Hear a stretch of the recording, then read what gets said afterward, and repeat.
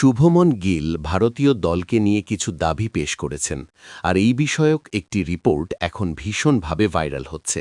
হ্যাঁ গাইজ, বর্তমানে শুভমন গিল দুটি ফরম্যাটে অধিনায়কত্ব করছেন, আর অধিনায়ক হিসেবে তিনি কিছু গুরুত্বপূর্ণ সাজেশন দিয়েছেন।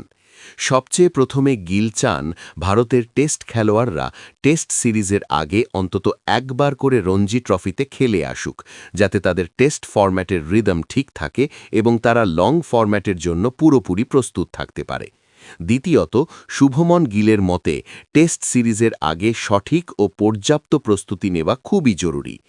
এরপর ভারতীয় টিম ম্যানেজমেন্ট হর্ষিত রানা ও প্রসিদ্ধ কৃষ্ণাকে ওডিআই ফরম্যাটে গ্রুম করতে চায়, আর জসপ্রীত বুমরা, মোহাম্মদ সিরাজ, হর্ষিত রানা, প্রসিদ্ধ কৃষ্ণা এবং অর্শদীপ এই পাঁচজনই আগামী কয়েক বছরের জন্য ভারতের কোর ফাস্ট বোলার হিসেবে বিবেচিত হবেন।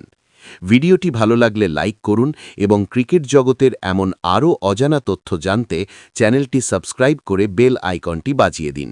ফিরছি নতুন কোনো আপডেট নিয়ে। ধন্যবাদ।